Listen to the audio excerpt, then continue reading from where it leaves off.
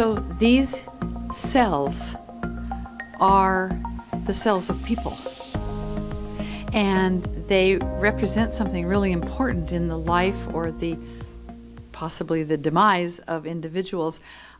Do individuals know, or the families know, the beauty that you've created from these pathological cellular structures, and do they ask for them? I mean, is this Charlie's, and is that Jones, and is this Hamid's? And how do they know that you have created such beauty from what might be considered really a catastrophic part of their life and death? So this is a loaded question. Well, I don't mean it to be loaded. But I'll tell you, it's actually an excellent question. So here's the process is there's pretty much no patient identification here, meaning that there is no privacy issues. There is no. My process also doesn't allow me to know who this person is, because what happens is when I take the image, I save it.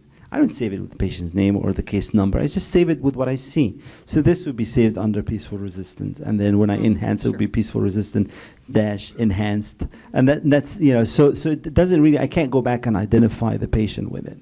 And then there is nothing unique about it, meaning that nobody is going to say, well, this is mine. That sure looks like Joe, right? Yeah. That's like, this looks like, I mean, I woke up in the morning and I felt something like this.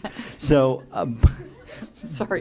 But what happens is that I really think that the one way we think that there is a future in this type of art is in the area of art therapy. So people who go through trauma, they sit down and they draw, and then there is like. So I can envision this. Maybe not now. Maybe not in 5 years. But I can envision, for example, a cancer survivor who wants to memorialize their fight and celebrate their journey, and they would sit down with a psychologist and with a pathologist, an artist, and they go through, and then the artist say, okay, all right, here, and they capture that image, and that could be an image that would be printed, and they put the date of the first diagnosis and the date of cancer-free, something like that, right? It could be done. It could be done. It has to be positioned right. The patient has to be ready for it, because there's post-traumatic traumatic stress disorders and issues like that. So you have to really make sure that it's not done where it's pushed. But there is a gentleman called Myers. He's a brilliant artist who has a program called Scars for Life.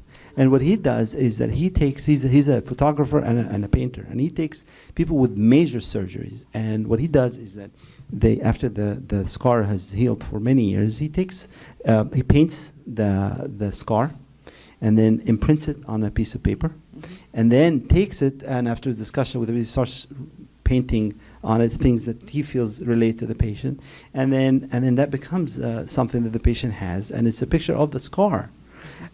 Beautiful work. Look them up. It's called Scars for Life. But this is the kind of thing that I feel would impact patients, and I think that with more patient education, people can learn more.